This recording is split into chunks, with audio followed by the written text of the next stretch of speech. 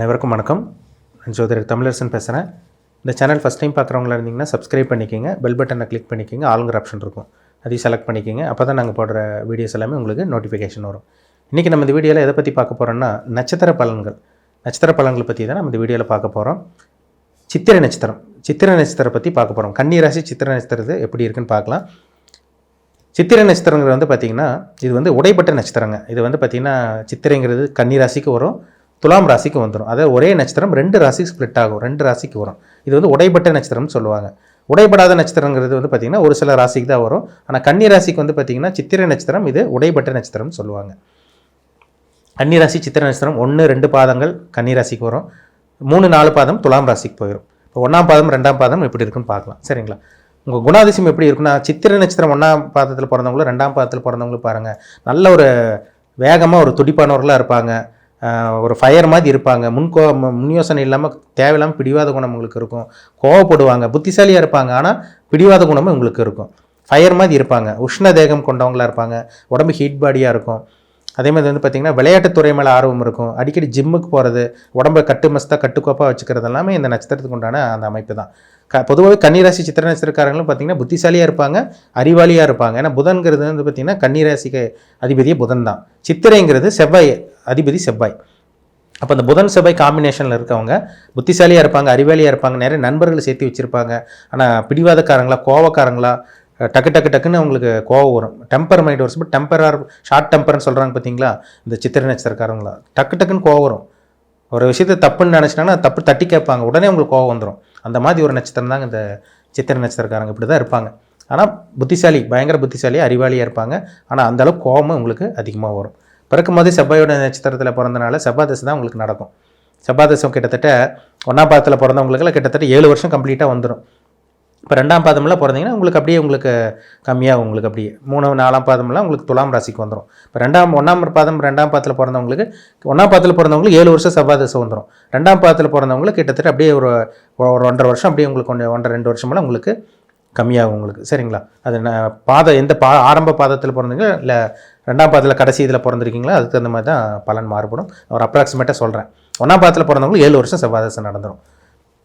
பிறக்கும்போது பார்த்திங்கன்னா உங்களுக்கு செவ்வாய் தசை, 2வது ராகு தசை. இப்போது 1ஆம் பாதத்தில் பிறந்தீங்கன்னா 7 வருஷம் செவ்வாய் தசை நடக்கும். உங்களுக்கு 7 வயசு முடிஞ்சு உங்களுக்கு கிட்டத்தட்ட 7 வயசு முடிஞ்சு உங்களுக்கு ராகு தசை ஸ்டார்ட் ஆயிரும். உங்களுக்கு ராகு தசை 18 வருஷம். சரிங்களா? கிட்டத்தட்ட 25-26 வயசு வரைக்கும் உங்களுக்கு, கிட்டத்தட்ட 25 வயசு வரைக்கும் வச்சுக்குவோம். 25 வயசு வரைக்கும் உங்களுக்கு ராகு தசை தான். 25 வயசு வரைக்கும் உங்களுக்கு ராகு தசை. அந்த 18 வருஷம் ராகு தசை உங்களை நல்ல வழிக்கு கொண்டு போகணுன்னா உங்கள் ஜாதகத்தில் ராகு நல்லா இருக்கணும். சின்ன வயசுலேயே பாருங்கள், ஒரு சில பேருக்கு அப்பா அம்மா பாசம் கிடைக்காம போயிடுது, படிப்பில் ஆர்வம் கம்மியாயிருது. 25 வயசு வரைக்குமே போராட்டம் தான், படிப்பே அவங்க மண்டையில் ஏறாது. அவங்களுக்கு வாழ்க்கையே போராட்டம் தான், எதுவுமே நல்லது நடக்காது, சுற்றி நெகட்டிவாக தான் நடக்கும். குடும்பத்தை விட்டு பிரிவாங்க, பிறந்த ஊர் விட்டு வெளியூர் வெளிமாநிலம் வருவாங்க, பிறந்த ஊர் ஒன்றா இருக்கும், செட்டில் ஆகிறது ஒரு இடமா இருக்கும். இதெல்லாமே இந்த கன்னிராசி சித்திரை நட்சத்திரக்காரங்களுக்கு இருக்கும். ஒரு சில பேருக்கு தான் அவங்க சொந்த ஊர்லேயே பிறந்த இதுலேயே அவங்க நாட்டிலே அவங்க வசிக்கிறாங்க. 25 வயசு வரைக்கும். சரிங்களா? 25 வயசு வரைக்கும் இந்த ராகு தசைங்க. இந்த ராகு நல்ல இடத்துல இருந்துட்டாருன்னா பிரச்சனையே கிடையாது.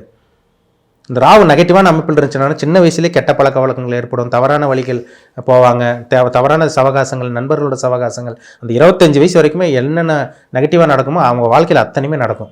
படிப்பில் ஆர்வம் இருக்காது, அப்பா அம்மா பாசம் ஒரு சில பேருக்கு கிடைக்காம போயிடும், வறுமையில் வாடுவாங்க, பணப்பிரச்சனை, பண கஷ்டம். 25 வயசு வரைக்கும் போராட்டம் தான். இதே ராகு நல்ல இடத்துல இருந்துட்டாருன்னா நல்ல ஒரு அமைப்பு கொடுத்துருவார். கண்டிப்பாக நல்ல ஒரு லக்ஸுரியான வாழ்க்கை, தாய் தந்தைக்கு நல்லா இருக்கும், நல்ல ஒரு அமைப்பில் கண்டிப்பாக கொடுத்துருவார். ராகு நல்லா இருக்கவங்களுக்கு நல்லது நடக்கும். ராகு கெட்டு போனவங்களுக்கு தவறான பழக்க வழக்கங்கள் கண்டிப்பாக அந்த 25 வயசு வரைக்கும் ராகு கொடுக்காம போகவே போகாது. அது உங்கள் ஜாதகத்தை பார்த்தா இப்போ 25 வயசு கடந்து வந்தவங்களுக்கு தெரியும். உங்களுக்கு ராகு திசை அனுபவங்கள் சின்ன வயசில் என்னென்ன அனுபவத்தை நெகட்டிவான அனுபவங்கள் கொடுத்ததுன்னு உங்களுக்கு கண் கூட நீங்கள் பார்த்துருப்பீங்க. 25 வயசுக்கு மேலே குரு திசை. குரு 16 வருஷம். அப்போ 25 வயசுக்கு மேலே வரக்கூடிய குரு திசை பார்த்திங்கன்னா 40-41 வயசு வரைக்கும் குரு திசை நடக்கும். 25 வயசுக்கு மேலே தான் ஒரு சில பேர் நல்லா இருக்காங்க. அந்த குரு திசையில் தான் பழைய அந்த தவறான பழக்க வழக்கங்களை உணர்ந்து அந்த இருட்டுக்குள்ளே மாட்டிட்டு அது ஒரு வெளிச்சத்துக்கு வர்றாங்க. அவங்க 25 வயசுக்கு மேலே தான் வாழ்க்கை மாறுது. அந்த 25 வயசுக்கு மேலே பார்த்தீங்கன்னா ஒரு சில பேர் நல்ல ஒரு கவர்மெண்ட் ஜாப் கிடைக்கிது, ஒரு சில பேர்த்துக்கு நல்ல ஒரு ஐடி ஃபீல்டில் இருக்காங்க, நல்ல ஒரு வேலையில் நல்ல ஒரு தொழிலில் இருக்கவங்களாம் பார்க்க முடியுது அந்த குரு திசையில். குரு நல்ல ஒரு லக்னத்தில் பிறந்தீங்கன்னா, இப்போ மேஷ லக்னத்தில் பிறந்தவங்களுக்கு குரு திசை நல்லாயிருக்கும். கடகம் சிம்ம லக்னத்தில் பிறந்தவங்களுக்கு குரு திசை நல்லாயிருக்கும். விருச்சிக லக்னத்தில் பிறந்தவங்களுக்கு குரு திசை நல்லாயிருக்கும். தனுசு மீன லக்னத்தில் பிறந்தவங்களுக்கு குரு திசை அபாரமான வளர்ச்சி கொடுக்கும். இந்த 6 லக்னத்தில் சொன்ன பார்த்தீங்களா, குரு திசை நல்லா இருக்குங்க. ஒரு சில பேருக்கு குரு திசையும் நெகட்டிவாக போயிடுது. ரிஷப லக்னத்துக்கும் துலாம் லக்னத்தில் பிறந்தவங்களுக்கு குரு திசை நல்லது நடக்கிறது இல்லை. குரு திசை நெகட்டிவ் தான். கிட்டத்தட்ட 40 வயசுக்கு மேலே வரக்கூடிய அந்த 40 வயசு வரைக்கும் நடக்கக்கூடிய அந்த குரு திசை நெகட்டிவாக போயிடுது அவங்களுக்கு. அதுக்கப்புறம் தான் சனி திசையில் தான் ஒரு சில பேர் தப்பிக்கிறாங்க. ஒரு சில பேர் 40 வயசுக்கு மேலே நல்லா இருக்காங்க பார்த்தீங்களா. என்ன காரணம்? அந்த சனி நல்லா இருக்கும் அவங்களுக்கு. 40 வயசுக்கு மேலே வந்து பார்த்திங்கன்னா நல்ல ஒரு பக்குவப்பட்ட இது கிடைக்கும். வாழ்க்கையில் அத்தனை அனுபவம் கிடச்சி அதில் நல்ல வேலையில் நல்ல ஒரு பிஸ்னஸில் ஜெயிக்கிறவங்களாம் பார்த்திங்கன்னா இந்த கன்னிராசி சித்திரை நட்சத்திரக்காரங்களா 40 வயசுக்கு மேலே தான் சக்ஸஸ் பார்ப்பாங்க. 40 வயசுக்கு மேலே தான் அவங்க வாழ்க்கையே. நம்ம 25லேருந்து கிட்டத்தட்ட 40 வயசு 41 வயசு வரைக்கும் அந்த குரு திசை நல்லா இருந்துட்டாருன்னா பிரச்சனை கிடையாது. 40 வயசுக்கு மேலே வரக்கூடிய அந்த சனி திசை நல்லது பண்ணணும்னா உங்கள் ஜாதகத்தில் சனி கெடாமல் இருக்கணும். சனி குருவோடு சேரலாம். ஆனால் குரு திசை நல்லா இருக்காது, சனி திசை நல்லாயிருக்கும். சனி சுக்கிரனோட சேர்ந்த சனி திசை அருமையாக இருக்குங்க. சனி வளர்பிறை சந்திரனோட தொடர்பு இருந்தால் சனி திசை பக்காவாக இருக்கும். மகர லக்னம், கும்ப லக்னம், மகர லக்னம், கும்ப லக்னம், ரிஷப லக்னம், மிதுன லக்னம், கன்னி லக்னம், துலாம் லக்னம், இந்த லக்னத்திற்கு சனி திசை யோக திசையும் கண்டிப்பாக சனி திசை நல்லாயிருக்கும். ஆனால் சனி பாவகிரகத்தோடு சம்மந்தப்படக்கூடாது. சனி திசை நல்லா இருக்கு. யாருக்கு நல்லாயிருக்கும்? குருவோட சேர்ந்தவங்களுக்கு சனி திசை நல்லாயிருக்கும். வளர்பிறை சந்திரனோட தொடர்பு இருக்கவங்களுக்கு சனி திசை நல்லாயிருக்கும். சுக்கிரனோட சேர்ந்தவங்களுக்கு சனி திசை சொகுசு வாழ்க்கை கொடுக்கும். சனி சூரியனோட சேர்ந்தவங்களுக்கு சனி திசை நல்லா இருக்காது. செவ்வாயோட சேர்ந்தவங்களுக்கு சனி திசை போராட்டம் தான்.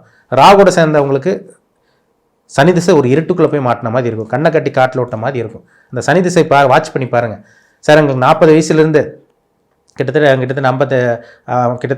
60 வயசு வரைக்கும் எங்களுக்கு எது நல்லது நடக்கல. 59 60 வயசுக்கு நல்லது நடக்கல சொல்கிறவங்க ஜாதகம் பாருங்கள். சனி சூரியனோட சேர்ந்திருப்பார், ராகுவோட சேர்ந்திருப்பார், செவ்வாயோட சேர்ந்திருப்பார். லக்னத்துக்கு ஆகாத கிரகமாக சனி இருப்பார். கடக சிம்ம லக்னத்துக்கு சனி திசை நல்லது பண்ணாது. அதுவும் அந்த பாவகிரகத்தோட சனி சேரவே கூடாதுங்க. மேலும் பாவத்தை பண்ணும். சனி ஒரு நெகட்டிவான கிரகம். நவகிரகங்களே முதன்மையான பாவகிரகம் சனி தான். அதுக்கப்புறம் தான் செவ்வாய் மற்ற கிரகங்கள்லாம் வரும். அப்போ உங்கள் தனிப்பட்ட ஜாதகத்தில் நீங்கள் என்ன தசாபுத்தி உங்களுக்கு போயிட்டுருக்கு, உங்கள் வயசு என்ன, நீங்கள் 1ஆம் பாதமா 2ஆம் பாதமா, கன்னிராசின்னு கன்ஃபார்ம் ஆயிடுச்சு. சித்திரை நட்சத்திரம் 1ஆம் பாதமா 2ஆம் பாதமான்னு பாருங்கள். ஏன்னா சித்திரை நட்சத்திரக்காரங்களும் கொஞ்சம் ஃபயர் மாதிரி ஸ்ட்ரைட் ஃபார்வர்டாக இருப்பீங்க. தப்புன்னா தப்புன்னு கேட்டுருவீங்க. வெட்டு 1 துண்டு 2 தான். அந்த மாதிரி குணம் படைச்சவங்க தான் கன்னிராசி சித்திரை நட்சத்திரக்காரங்க. கோவம் வந்தால் மறைக்கவே மாட்டீங்க, அப்படியே வெளி காமிப்பீங்க. இந்த நட்சத்திரத்துக்கு உண்டான அமைப்பே அதுதாங்க. ஆனால் புத்திசாலி, எந்த இடத்துல யார்கிட்ட எப்படி பேசணும், எப்படி நடந்துக்கணும்னு அந்த குணம் உங்கள்கிட்ட கண்டிப்பாக இருக்கும். ஆனால் கொஞ்சம் பிடிவாதக்காரங்களா, அவசர கொடுக்கத்தனமாக, கொஞ்சம் கோவப்படுற குணமெல்லாம் கண்டிப்பாக உங்கள்கிட்ட இருக்கும். இப்போ என்ன தசாபுத்தி போகுது, உங்கள் வயசு என்ன, 30 வயசுக்குள்ளே இருக்கீங்களா, 25 வயசுக்குள்ளே இருந்தீங்கன்னா ராகு திசை நடந்துட்டு இருக்கும். 25 வயசுக்கு மேலே இருந்தீங்கன்னா 40 வயசுக்குள்ளே இருந்தால் குரு திசை நடந்துட்டு இருக்கும். 40 வயசுக்கு மேலே இருந்தீங்கன்னா சனி திசை நடந்துட்டு இருக்கும். 60 வயசுக்கு மேலே இருந்தீங்கன்னா உங்களுக்கு புதன் திசை உங்களுக்கு நடந்துட்டு இருக்கும். என்ன தசாபுத்தி போகுது, உங்கள் வாழ்க்கை இப்படி தாங்க போகும். இந்த கிரகங்கள் தான் உங்களை வழி நடத்தும். எல்லாம் பாருங்கள் பெரிய பெரிய திசைகள் தான். செவ்வாய் திசை முடிச்சு ராகு திசை 18 வருஷம், குரு திசை 16 வருஷம், சனி திசை 19 வருஷம், புதன் திசை 17 வருஷம். இந்த கிரகங்கள் நல்ல இடத்துல இருந்தால் உங்களுக்கு நல்லது பண்ண போகுதுன்னு அர்த்தம். கெட்ட இடத்துல இருந்து மறைமுகமாக உங்களுக்கு இருந்துச்சுன்னா, பாவகிரகங்களோட பார்வை அந்த மாதிரிலாம் இருந்துச்சுன்னா நெகட்டிவ் பண்ண போகுது. நிறைய நெகட்டிவான விஷயங்கள், கெட்ட விஷயங்கள் அனுபவிக்க போகிறீங்கன்னு அர்த்தம். அதுதான் வித்தியாசம். அதுதான் கர்மான்னு சொல்கிறது. இப்போ உங்களுக்கு ஜாதகத்தில் என்ன அமைப்பில் இருக்கீங்க, உங்கள் கர்மா என்ன, நல்ல கர்மா அனுபவிக்க பிறந்திருக்கீங்களா, கெட்ட கர்மா அனுபவிக்க பிறந்திருக்கீங்களா, இதெல்லாமே உங்கள் தனிப்பட்ட ஜாதகத்தை பார்த்து தெளிவாக தெரிஞ்சுக்கிறது ரொம்ப நல்லது. அது பார்த்தீங்கன்னா தான் உங்களுக்கு ஒரு ஐடியா கிடச்சிரும். நல்லது பண்ணலாம், நல்லது பண்ணக்கூடிய காலகட்டங்களில் நீங்கள் நினச்சிருப்பீங்க ஒன்று நல்லது நடக்கும், நல்லது பண்ணணுன்னு. கல்யாணமாகட்டும், வேறு ஏதாவது வீடு கட்டுறது ஏதோ ஒன்று நல்ல டைமில் பார்த்தீங்கன்னா நல்லது நடக்கும். நல்ல நேரம் நடந்தால் கண்டிப்பாக உங்களுக்கு நல்லது நடக்கும். கெட்ட நேரத்தில் போய் போனீங்கன்னா தேவையில்லாத பிரச்சனைகள் வரும், கடன் தொல்லையாகும், அசிங்கமானப்படுற மாதிரிலாம் வரும். இப்போ நல்லது நடக்கக்கூடிய காலகட்டத்தில் நீங்கள் தாராளமாக நல்லது பண்ணலாம். கெட்டது நடக்கக்கூடிய காலகட்டங்களில் நீங்கள் கவனமாக இருக்கணும். அது உங்கள் ஜாதகத்தில் நடக்கக்கூடிய தசாபுத்தி காமிச்சு கொடுக்கும். அந்த கிரகங்கள் காமிச்சு கொடுக்கும். தனிப்பட்ட ஜாதகம் பார்த்து தெளிவாக தெரிஞ்சுக்கோங்க. சரிங்களா? மீண்டும் அடுத்த பதிவில் சந்திக்கும் வரை உங்களிடமிருந்து விடைபெறுவது உங்கள் ஜோதிடர் தமிழரசன். இந்த சேனல் பிடிச்சிருந்தால் உங்கள் நண்பருக்கு உறவினருக்கு ஷேர் பண்ணுங்கள், லைக் பண்ணுங்கள், சப்ஸ்கிரைப் பண்ணுங்கள், பெல் பட்டனை கிளிக் பண்ணிக்கோங்க. ஆளுங்கிற ஆப்ஷன் இருக்கும், அதையும் செலக்ட் பண்ணிக்கோங்க. அப்போ தான் நாங்கள் போடுற பதிவுகள் எல்லாமே உங்களை வந்து சேரும். நன்றி, வணக்கம்.